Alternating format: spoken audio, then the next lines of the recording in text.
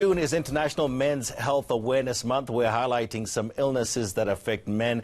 Among the top 5 are heart disease and prostate cancer. Urologist Dr. Prina Sivsankar joins me now in studio to talk about this and other health issues. Doctor, very good morning. Thank you so much coming through this morning. Let's talk about the first establish the top 5 health issues facing men in South Africa at the present moment.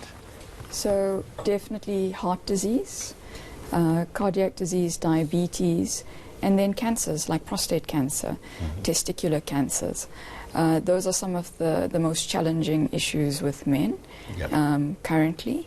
And we unfortunately are having an increased number of men in the third world that are now developing these problems.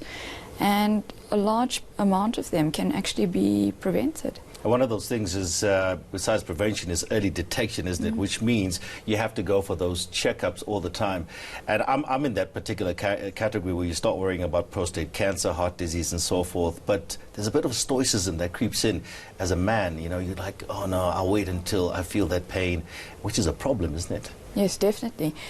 Prostate cancer will not give you symptoms until much later, once it's spread out of the prostate and it's become metastatic disease.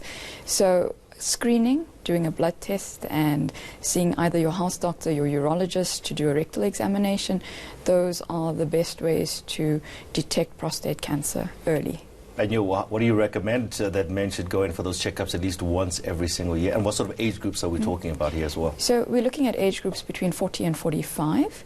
That's when you should be starting, especially if you have a family history of prostate cancer or other cancers within the family. So those are the ages that you should be going in to have a checkup, and once a year. Okay, let's go to the prevention side. What do you do when we, okay, prostate cancer might be a difficult one to focus on, but what sort of prevention, you know, can a man, is it a diet issue, is it exercise, what do we do? So 90% of the cancers that I see, that the heart disease that I see, can be prevented with dietary changes. And we've seen an increasing trend amongst the wealthy and very influential people of changing their diets to plant-based diets. Beyonce Knowles, Jay-Z, Lewis Hamilton, James Cameron. They can afford all of those guys. Men you've just mentioned, yes, can afford to do all of that lovely stuff. They can afford the best medical care, but they want to prevent these diseases. And plant-based diets are very cheap. They can be very cheap if you support your local farmers, if you grow your own vegetables, and we're quite fortunate about that in South Africa. Dairy products are a prime concern with prostate cancer. If you consume a large amount of dairy products between the ages of 14 and 17, you have a 3-fold increase in prostate cancer. So this starts in teenage years. So the moms who are feeding their kids yogurt and cheese, not a good idea. The chances of your children having prostate cancer is 3-fold if they consume dairy on a regular basis. So stay away from dairy.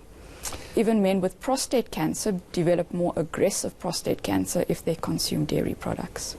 Doc, you're depressing me.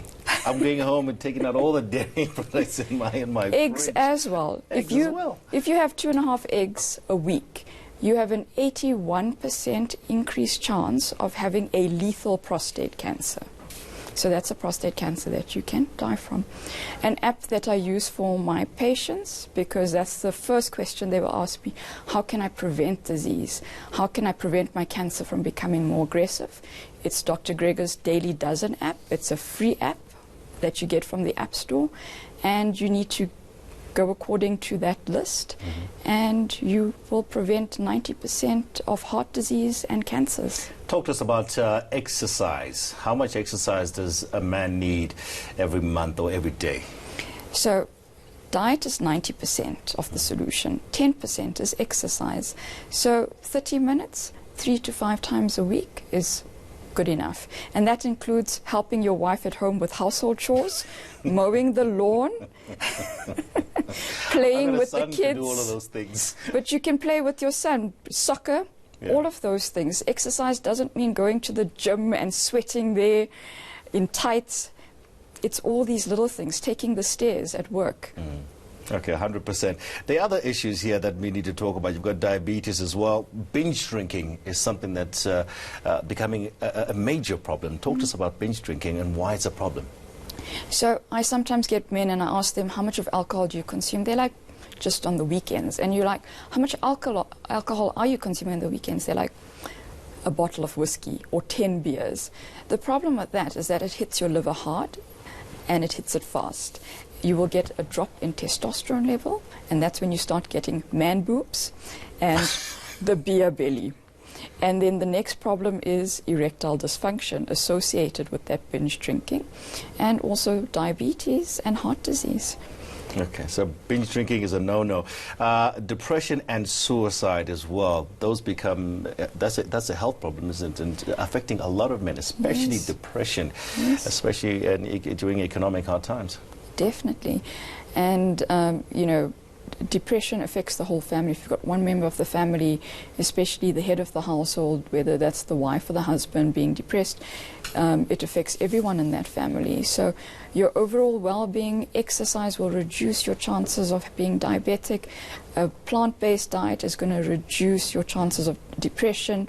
And you know, holistic approach, chatting and speaking to your religious or cultural leaders.